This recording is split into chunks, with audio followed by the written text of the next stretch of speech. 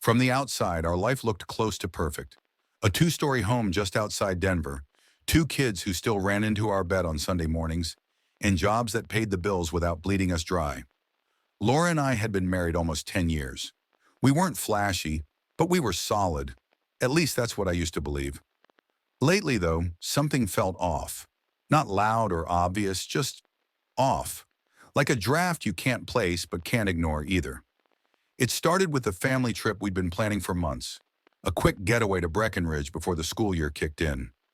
Out of nowhere, Laura bailed, said she wasn't feeling well, and thought it'd be better if I just took the kids. I remember the way she said it. Too casual, like she'd rehearsed it. I brushed it off, told myself everyone needs space sometimes. But the way she didn't even kiss us goodbye that morning stuck with me the entire drive. Then came the yacht rental printout. I'd just gotten home from a short business trip, still had my shoes on, when I saw it sitting there on the couch. Bold logo, scheduled dates, and pricing. I didn't book it. When I asked her about it, she laughed it off, said it was junk mail. But there was no envelope, no fold lines, just a clean printout someone had set down. It wasn't junk, it was deliberate. But again, I let it go. Or at least pretended to. A few days later, I was helping our daughter find an old photo from a school trip. She'd stashed it in one of our albums, buried behind plastic pages and half-bent pictures. That's when I saw it, slipped behind a family photo from last fall. A restaurant receipt. The date was from a weekend I was out of town. Dinner for two, full-course meal, wine. Some high-end place downtown I hadn't been to in years. I stared at it for a while, like it might explain itself. That night, I locked myself in the bathroom and tore it to shreds over the sink, flushed the pieces, and stared at my reflection like I was waiting for him to blink. Still, I didn't confront her. I didn't even bring it up. I just started watching. Not like a man hunting for proof, more like someone already holding it and waiting for the right moment to admit it out loud. She'd smile at her phone, then hide the screen when I walked in. She said she was tired more often, started taking work calls late at night in the garage, where the signal was somehow better. We hadn't had sex in weeks, but she'd wear perfume on Saturday afternoons and come home humming. The worst part? I still wanted to believe there was an explanation, that maybe it was all in my head, until the camping trip with our son. We went up into the mountains for the weekend, just the two of us. No phones, no noise. I thought it'd clear my head. Help me reconnect with something simple. We were setting up the tent when he said it, just tossed it into the air like a random fact. Uncle Alex says Mom's the best in the world. He told me he wants to live with us someday. I went still. My hands froze on the tent pole. Alex, her ex, the guy she told me had moved to Europe 2 years ago. The one she said was ancient history. My son didn't know what he'd said. He went right back to talking about s'mores. I barely slept that night. Just stared at the stars and tried to remember all the lies she told me, all the stories that didn't quite fit. Something snapped into place, something cold, something final. When we got home, I didn't wait. I bought a GPS tracker online and slipped it under her car late that night. Then I installed a small motion-activated camera in the mailbox, hidden inside a fake sensor. I told her nothing. She didn't notice. She was too busy pretending everything was fine. For the first few days, the footage showed nothing unusual. She drove the kids to school, went to work, came home. But Thursday night changed that. She told me she was going to a friend's birthday, dressed up, kissed the kids, said she'd be back late. I watched from the upstairs window as she stepped into a white Audi I'd never seen before. Then my phone buzzed. Mailbox cam, new footage. I opened the app and felt my heart stop. Laura stepped out of the Audi wearing nothing but a coat and what looked like lingerie. Black, lacy. She turned to the driver. His face was blurred in the darkness, and kissed him like she'd done it 100 times. Then she laughed, got back in the car, and they drove off. I must have watched that clip 20 times. Sitting in the dark, knees pulled up, a bottle of whiskey in my hand. I couldn't move, could barely breathe, but my hands didn't shake. They were steady. I stared at that tiny screen and whispered, just once, "You two have no idea what I'm capable of." And in that moment, I knew exactly where this was going. The Monday after the camping trip, I called in sick. Not because I just couldn't sit through meetings pretending the ground beneath me hadn't shifted. I needed time, and I needed clarity. Both hard to come by when you're sharing a bed with a stranger who still calls you babe out of habit. Laura moved through the house like nothing had changed, kissed me goodbye on her way out. I said nothing, just watched her walk down the steps, knowing damn well she wasn't going where she said she was. Her lies weren't slick anymore. They were routine. I didn't go full nuclear. Not yet. I wanted answers, not just smoke. So I booked an appointment with a therapist that morning. One of those offices with soft lighting and walls painted in shades of beige that were supposed to make you feel safe. I sat across from the guy, gave him the cliffs, wife's cheating, lying to my face, possibly funneling money. Then I asked him something that had been clawing at my ribs for days. What would you do personally if you lost everything you ever loved? He didn't answer. Just gave me that practiced look, the kind professionals use to stay neutral. I didn't wait for him to say anything else. I stood, shook his hand, and walked out. By the time I stepped back into the sunlight, I knew exactly what I was going to do. I wasn't going to scream, beg, or throw things. That would have given her the power. I needed to get ahead of this, stay ahead of her. So that evening, I made a call I never thought I'd make. Blake. We used to be tight, college roommates turned drinking buddies until he veered off into cybercrime, and I settled into family man life. We hadn't spoken in years, but he picked up on the second ring. I didn't even have to explain much. Just told him I needed access to everything Laura touched. Her accounts, her emails, her phone activity, financial records. Blake didn't ask why. He just said, "Give me a day." The next night, he sent me a secured link to a folder that kept growing by the hour.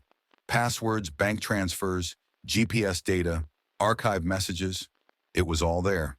I went through it slowly, methodically, like I was dismantling a bomb wire by wire. And then I found it. She'd forged my signature on a legal transfer of ownership for part of the property. The documents were clean, well faked, but they were mine. My name, my rights, signed away behind my back. She'd rerouted funds from our joint savings into a separate account in her name, attached to a new address.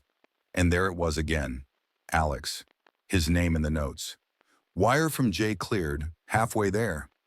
She was stealing from me, not just emotionally, financially, strategically, like she'd been planning an exit while sleeping next to me every night.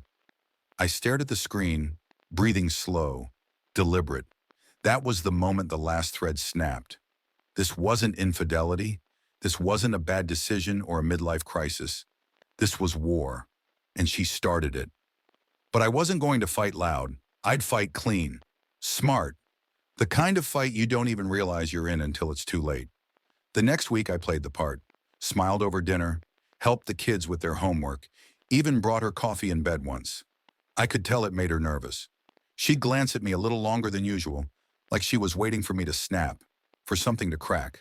But I didn't. I leaned in, and then I surprised her with a gift. A trip. Seattle. 3 nights, her favorite hotel, spa credit, the works. I told her we needed to reset, that I missed who we used to be, that I wanted to start fresh. Her eyes got glassy when I said it. She nodded fast like she needed to believe it just as badly as I needed her to drop her guard. While she packed, I broke into her laptop. Not hard, thanks to Blake. I cloned her drive and opened her messages with Alex. Hundreds of them, full of hearts and plans and little fantasies. But one thread burned hotter than the rest. We're almost free. Just a bit longer, and the house will be ours. She'd written that 4 days ago. 4 days. The whole time I'd been pretending, she'd been writing love notes about my funeral. That night, I registered a fake LLC using Alex's name and information. Fabricated documents, shady business expenses, offshore accounts, just enough to catch a red flag. Then I filed a fraudulent tax report and anonymously tipped off the IRS. They wouldn't take long to bite. He'd never see it coming. But I didn't stop there. I scanned the most damning messages, her telling Alex how she forged the documents, how dumb I was, how soon they'd be living in the house with the kids and our new dog. I printed the screenshots, tucked them into a folder, and mailed them anonymously to my son's school. Addressed them to his teacher under the title, Family History Project. He'd never open them, but the adults would. They'd see. They'd talk. The whole thing would spread, and Laura wouldn't even feel the heat until it was already in her lungs. The morning after she left for Seattle, the house felt like a tomb. Quiet, still, every corner heavy with the things I knew now. Her closet door cracked just enough for the scent of her perfume to bleed into the hallway. The kids were at school, the rooms were empty, and I stood there in the kitchen staring at the coffee pot like the world had split in half, and I was the only one who noticed. She texted when she landed, something cheerful and fake. "The view is amazing. I love you." I didn't respond, just stared at the screen, let it dim, and got to work. Blake had gone even deeper into her accounts. Over the weekend, he'd pulled bank routing logs, digital signatures, and location timestamps that lined up too perfectly with the days I'd been away.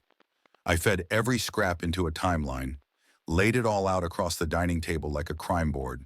Her trips, her messages, every dollar moved, every lie spoken. It all pointed to one thing. She was building a life that didn't include me, and she wasn't just leaving. She was gutting me on the way out. That afternoon, I drove out to the county courthouse in Jefferson. She'd filed for an apartment lease using the fraudulently signed ownership papers, papers that were already enough to trigger a legal response. I met with a clerk, kept the conversation brief, and filed the initial motion to dispute the property transfer. While I was there, I started laying the groundwork for a fraud case. I didn't need it to land yet, just enough to create a paper trail. Something that would start ticking in the background while the rest of my plan took shape. Later that evening, I got the first hit back from the IRS. They'd flagged the report I filed under Alex's name. 2 discrepancies, enough to trigger a deeper look. He didn't know it yet, but his smooth, stolen life was already under the microscope. I pictured him sipping wine somewhere, thinking he'd won, thinking Laura was his now, that the kids would forget me, that I'd disappear like some broken man too weak to fight back. They'd get their wake-up call soon enough. I didn't sleep that night, just sat at the dining room table with the evidence spread out before me, watching the clock blink. Around 2 a.m., I picked up my phone and called a number I hadn't dialed in years, Laura's father. He was a rigid man, old-school military, the kind who believed in order, respect, reputation. He'd always tolerated me but never liked me. I never gave him a reason to. But tonight, I had something he needed to hear. I didn't say much, just told him to check his email. Told him it was urgent. He grumbled, asked why. I hung up. In his inbox were copies of the messages between Laura and Alex. Her calling me weak, laughing about how she could manipulate the system to get custody and keep the house. Her telling Alex how her dad would fund the kids' tuition no matter what because he's too proud to let them go to public school. I didn't include everything, just enough to burn the bridge and drop the match. By morning, the fallout had already started. Laura called 6 times. I didn't answer. Her father left her a voicemail. I didn't need to hear it to know how it went. When she finally got through, her voice cracked before she even said my name. She didn't yell. She didn't deny it. She just asked what I'd done. I told her calmly, I found the documents. I know what you've been doing. There was a long silence. Then she asked if we could talk in person when she got home. I said yes, but I wasn't done. The camera in the mailbox picked up a thick envelope 2 days later. Laura, back from Seattle, had mailed something before she came home. I pulled the footage. She was crying when she dropped it in. No makeup, hair a mess. First time I'd seen her look like that in years. I took the envelope inside, opened it with a knife, and found something I didn't expect. Bank records, ones I hadn't accessed yet. It was almost like she knew what was coming and wanted to stop the bleeding before it reached her throat. Too late. That night, after the kids were asleep, she tried to open the safe in our bedroom. Thought I was in the shower. I watched from the hallway as she knelt in front of it, hands trembling, trying every code she could remember. But when she finally opened it, all that waited for her inside was a neat stack of evidence. Printed emails, photos from the mailbox cam, the forged documents she thought I hadn't seen. On top, I'd placed a single sheet of paper with one sentence. You never had control. She didn't scream. She didn't cry right away either. Just dropped to her knees and stared at the floor like she'd been shot. I didn't go to her. I just stood there, leaning against the doorframe, watching the weight of what she'd done finally hit her. And I knew this was only the beginning. After that night, she moved differently. She didn't ask questions, didn't make excuses. She just floated through the house like she was waiting for the floor to cave in. Her eyes never met mine, and for once, she had nothing to say. But the silence didn't bother me, not anymore. I wasn't looking for an apology. I was watching her come undone. Every glance over her shoulder, every sudden breath when the phone rang, every time she stood frozen in the hallway, like she forgot what she was doing. I took it all in. This was the slow-motion collapse she'd earned. 2 days later, I told her I had one last gift for her. Something to reset the rhythm, I said. She flinched at the word, but she smiled, said she'd love that. The act was wearing thin now. Her face could barely hold it. She probably thought I still wanted her back, that maybe guilt had softened me. I let her believe it, told her I'd booked her a weekend away. Just her in Seattle again. No pressure, just space. We'll talk when you get back, I said. Her hands shook when she packed. While she folded dresses into her suitcase, I sat at the kitchen table with her laptop open. She left it unlocked. Or maybe she just stopped caring. Either way, I took the chance. I combed through her browser history, her drafts folder, even her deleted messages. And there it was. One she'd written the day after I confronted her, but never sent. To Alex.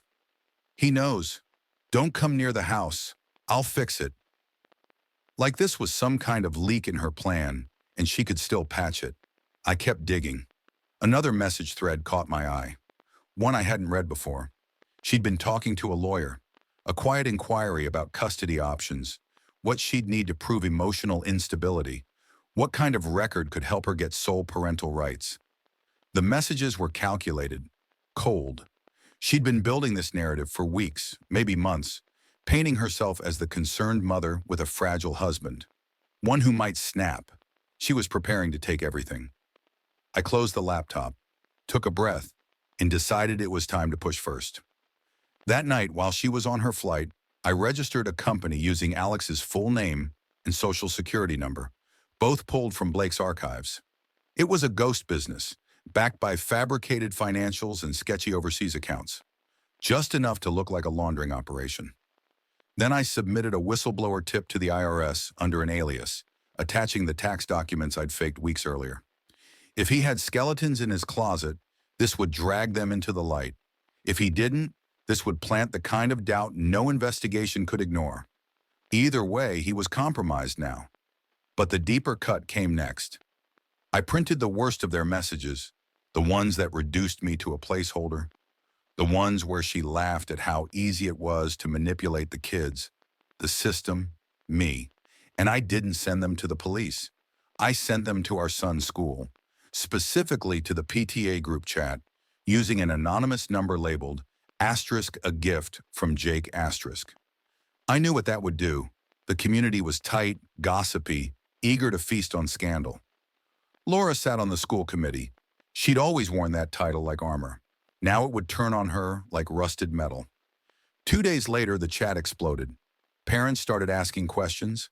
The school sent a notice that an internal concern was under review. She still wasn't home yet, didn't know. But I did. I was tracking everything, watching it spread. And just to be sure it hit where it hurt, I forwarded the same messages to her father again. This time with a subject line that read, "Still think she's your golden daughter?" By the time she landed and checked her phone, she was already drowning. She came home pale, frantic, went straight to the bedroom, slammed the door. 10 minutes later, she came back down holding her phone like it was poisoned. Her hands were shaking. Her father had cut her off. Tuition payments, emergency fund, the backup credit card, gone. Her school position was under reconsideration, and Alex wasn't responding to her texts. I watched her try to steady herself against the kitchen counter. She looked over at me, eyes red and wide, and finally asked the question she'd been choking on. "Why are you doing this?" I didn't yell, didn't even stand up. All that's left is Ash, I said flat, and you're the main star in it. She tried to respond, but nothing came out. Just this faint sound in her throat, like the start of a sob that never made it to the surface. And I walked right past her, slow, deliberate, while she stood frozen in the center of the kitchen, the house she once tried to steal closing in around her. But we weren't done. That night, I filed a formal fraud complaint in the county where she'd leased her apartment under forged ownership. The documents were solid enough to move forward. By morning, she'd be served with a summons, and then the real fire would begin. The summons arrived on a Tuesday morning, folded neatly into an envelope with her name spelled out in black ink like a death notice. She didn't say anything when she found it wedged in the mailbox, just walked back inside with it, clutched in her hand, and her knuckles bone white. She stood in the kitchen for almost an hour, staring at it like it might vanish if she waited long enough. It didn't. I made no move to ask her about it, just sipped my coffee, flipped through the mail, and waited for the cracks to widen on their own. By noon, she was pacing the bedroom. I heard her dialing number after number. Lawyers, friends, maybe even Alex. Her voice started sharp, then collapsed into panic, one call after another going unanswered. She had no idea how deep I'd gone, how many doors were already closed before she reached them. I hadn't just exposed her, I'd isolated her, cut her loose from every support beam she'd counted on. Her father had wiped her from his accounts. Her school committee seat was under suspension pending conduct review. And Alex, well, he had his own problems now. According to Blake, the IRS investigation was heating up fast. Agents had flagged his new business for multiple violations, and while the audit hadn't gone public yet, it had cost him his job. They'd frozen one of his accounts pending further review. He tried reaching out to Laura. 3 calls, 2 voicemails, 1 text that simply said, "What the hell did you do?" She never answered, and I didn't need her to. I could already see it in her posture, the way her shoulders curled inward, the way she avoided mirrors, the way she flinched every time a notification popped up on her phone. Later that night, after the kids were in bed, she tried to confront me. Not with anger, she didn't have that left, just desperation. Her voice was a whisper when she came into the living room. Said she was scared, that she was sorry, that maybe we should talk. I looked up at her like she was a stranger asking for directions in a city I'd already burned to the ground. "You knew what you were doing," I said. "You just didn't think I'd find out." She stood there a while longer, searching for some trace of the man she used to manipulate. I didn't give her that. Eventually she turned, walked back upstairs, and didn't say another word. But I wasn't finished. The next evening, after she left to get some air, I unlocked the safe again and placed a new folder inside. This one filled with notarized copies of the property documents she forged, bank transfers she authorized under my name, and a printed letter from a former coworker of hers who owed me a favor. The letter described inappropriate behavior at work, enough to trigger a quiet HR investigation if needed. I didn't plan to use it yet, but I wanted her to know it was there. I made sure she'd find it the next time she tried sneaking into the safe. She did. Around midnight, I heard her gasp when she opened it. That soft, sharp inhale, the sound of someone realizing there's no bottom left to fall to. I didn't get up. Didn't need to. I knew exactly what she was staring at. The next morning, I called the sheriff in the county where she'd filed the fraudulent lease and pushed the complaint forward. The case wasn't just in motion now. It had weight, real consequences. Laura was no longer facing vague suspicions or threats. She was looking at charges. Maybe not jail time yet, but definitely court appearances, lawyer fees, her name in public records. And reputation? That was already gone. But what came next hit deeper. I uploaded the full cheating footage, the mailbox cam, the front seat kiss, the half-dressed stumble into a stranger's car, and posted it anonymously to a private parents forum for our kids' school. No commentary, no signature, just the title. Know who's representing your children. The group was full of tight-lipped suburban gossip hawks. Within minutes it started. 1 message, then 5, then 20. Questions, outrage, screen captures. Some parents defended her at first, others didn't hold back. But it didn't matter. The footage spoke louder than any defense ever could. By the time she realized what had happened, her phone was lighting up like a grenade. She ran to the bathroom, locked herself in, and didn't come out for over an hour. When she did, she didn't say a word, just sat on the couch staring into the dark. Her face was blotchy, mascara smeared like war paint, and I almost felt something, but it passed. The final blow came the next day. Her father cut off the last of her financial support. No more tuition payments, no more just-in-case fund. He transferred everything to a trust in the kids' names, with me listed as sole guardian. She found out via email. I watched her read it in real time. Her hands shook so violently she dropped her phone. When she picked it up again, she called me. Her voice broke before she even spoke. I answered, waited. "Why are you doing this?" she asked again, like it was still a mystery. "All that's left is Ash," I said, quiet but sharp, "and you're the main star in it." She didn't reply, just hung up. For the rest of the night, she didn't move from the couch. The lights stayed off. She didn't check her phone again. And I sat at the kitchen table watching the clock, knowing we were finally approaching the part where the story stops being about her and becomes mine again. But she wasn't going to give up easy. I knew she wouldn't go down without one last play. Desperation always breeds creativity, and Laura, she'd always been clever when it came to rewriting the story. Victim, hero, misunderstood mother, whatever mask suited the moment. So when she vanished for a day without saying where she was going, I didn't panic. I waited. And when she came back with a manila envelope and a false calm in her voice, I already knew what it was. She'd faked a medical report.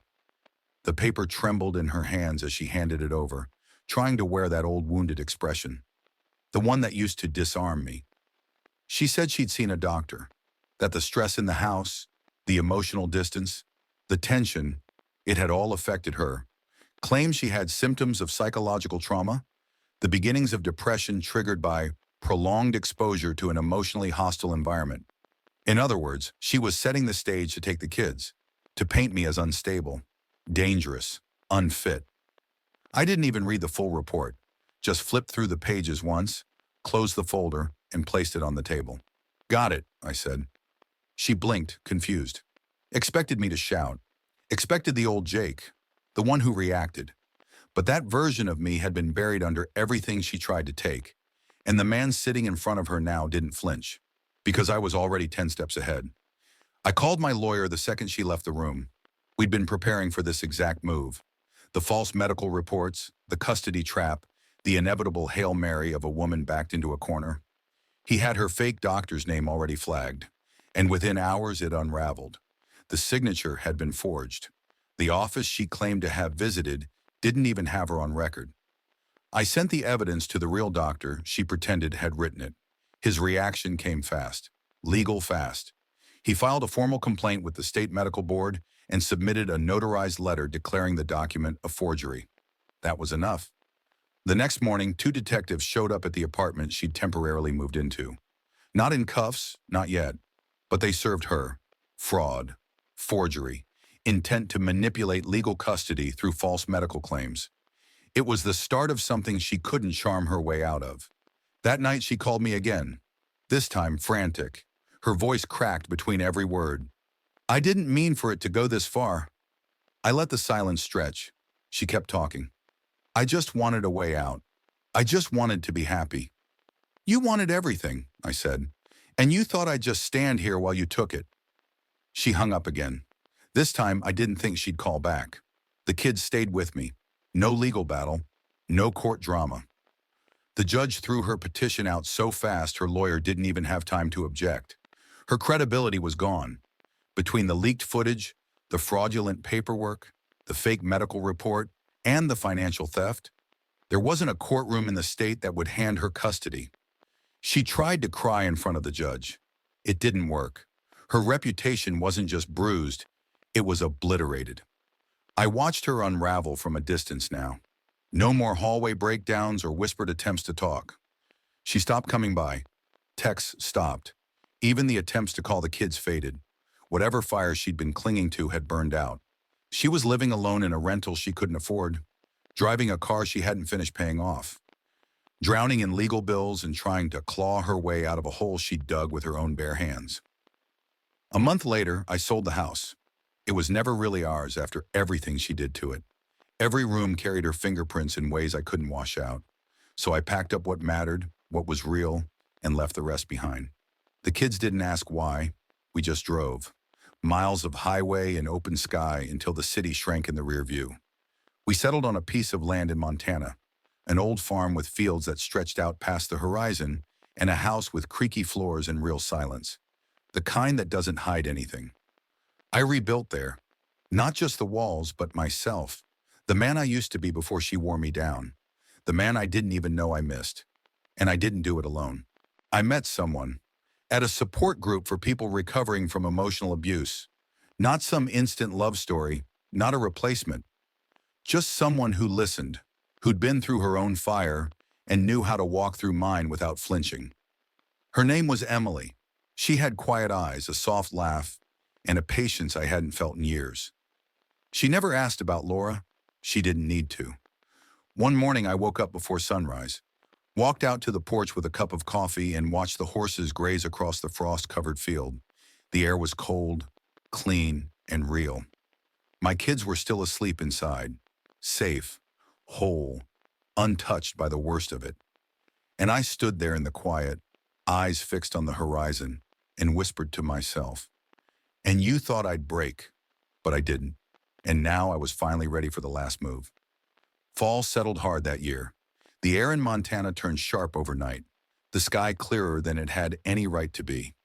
The leaves on the trees flared gold and red before giving up and falling in slow spirals across the pasture. I watched from the porch every morning, coffee in hand, wrapped in a thick jacket, waiting for the chill to settle into my bones like it belonged there. But no matter how cold it got, it was nothing compared to what I still carried inside. I hadn't forgotten, and I sure as hell wasn't done. Laura had gone quiet for weeks. No calls, no visits, just the occasional message to the kids. Dry, polite, too late. They didn't ask for her much anymore. I think some part of them sensed the shift before I ever explained it. Kids are smarter than we give them credit for. They felt the tension when she was in the house, the distance in her hugs. And now, without her chaos filling the space, they breathed easier. So did I. But Laura hadn't vanished. Not completely. One morning I got a letter. No return address, but I knew the handwriting before I opened the envelope. She didn't bother asking for forgiveness. She didn't apologize. Not really. Just a long-winded monologue about how everything spiraled out of control, how Alex pressured her, how she felt trapped, how she thought I'd already stopped loving her. Every sentence was a smokescreen. There wasn't one line that admitted she did this because she wanted to, because she chose it. I didn't respond. Didn't even finish reading the last page. I fed it into the fire and watched it turn to ash in the wood stove. Every excuse curling black around the edges and breaking apart before it ever had a chance to take root. But she wasn't done playing. 2 weeks later, she tried again, this time through her lawyer. A motion requesting shared custody, citing improved stability, emotional recovery, and her commitment to healing.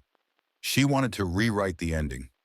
Rewrite *me*, as if the court would forget the forged documents, the fraud case still pending, the medical lie that could have destroyed everything. I didn't panic. I just smiled, because now it was my turn. I hadn't touched the nuclear option yet, the one I'd been saving since the beginning. Not the cameras, not the messages, not the forged forms or doctored screenshots. The real weapon was what Blake had helped me pull from Alex's accounts before the IRS froze them. Location data. One file, clean as glass, tracking Alex's phone to the private cabin up in Idaho, a cabin owned by a friend of his, a place he and Laura had visited multiple times, with our kids. The court had no idea. She never disclosed it, never listed it on custody forms, never got permission. That alone was enough to tear her case in half. But I didn't stop there. I handed the judge copies of Laura's signed custody petition, where she swore under penalty of perjury she hadn't exposed the kids to any unapproved environments, and I stacked it next to the GPS data, the time-stamped photos from the mailbox cam, And the video footage of her stepping out of that Audi half-dressed with my daughter's lunchbox still in the back seat. There was no fight, no hearing. Her lawyer didn't even try to push for a delay. The judge dismissed the motion with prejudice. Permanent denial. No future filings without cause. The moment that ruling came down, it was over. I didn't tell the kids that night. They were watching a movie, curled on the couch with Emily and a bowl of popcorn, the dogs asleep at their feet. I watched them instead. Memorized their laughter, the way their shoulders relaxed, the ease in their voices. That peace, they didn't owe it to luck. They owed it to truth. To the fight they didn't know I waged to keep it safe. A week later, I took a final trip to Denver, closed out the last of our accounts, cleared the storage unit Laura had secretly rented, filled with half-packed boxes, clothes still with tags, a set of wedding rings she'd never had the guts to throw away. I left everything there, locked the door, and handed the key back to the manager without looking back. But I did make one last stop. She was living in a one-bedroom near the edge of town. Old place. Cracked windows, flaking paint. I waited in the car until I saw her step out to check the mail. She looked smaller than I remembered. Paler. That sharp edge she always wore in her walk, in her smile, it was gone. She opened the mailbox, pulled out a few envelopes, glanced around like she was expecting someone. Then she saw me. I stepped out of the truck and walked over slowly. She didn't run, didn't speak, just stared like she couldn't decide if she should be angry or afraid. I stopped a few feet from her, hands in my jacket pockets, breathing in the cold. "You could have had everything," I said. My voice didn't shake. "But you didn't want it. You wanted more." Her lips parted, but no sound came. I think part of her was still looking for an angle, still hoping for sympathy, but I wasn't that man anymore. She'd buried him, and I had let him stay dead. I handed her a small envelope. Inside, the last document she hadn't seen, a signed statement from Alex, submitted during his IRS investigation, confirming their relationship and Laura's role in the financial cover-up. He flipped on her, to save himself, of course, but the damage was done. She took the envelope with shaking hands, opened it, read a few lines, and something inside her finally gave out. Her knees buckled. She sank onto the porch step like her legs couldn't carry her anymore. I stood there a moment longer, watching her in silence. Then I turned and walked back to the truck. I didn't look back. Not once. Back home, the sky over the farm was wide and endless. The kids were outside, tossing a football under a sky that burned orange with the setting sun. Emily waved from the porch. The wind cut across the field, sharp and honest. No lies in it. No secrets. I stepped up onto the porch, breathed in deep, and looked out over everything I'd rebuilt from the wreckage. And I whispered, steady and low, "Let Nur burn." That's all for now, folks. Thank you for being with me today and listened. And if you liked my story, please subscribe, hit the like button, and comment below what you think about all this, and what would you do if you were me. Also, don't forget to check my other stories in description below.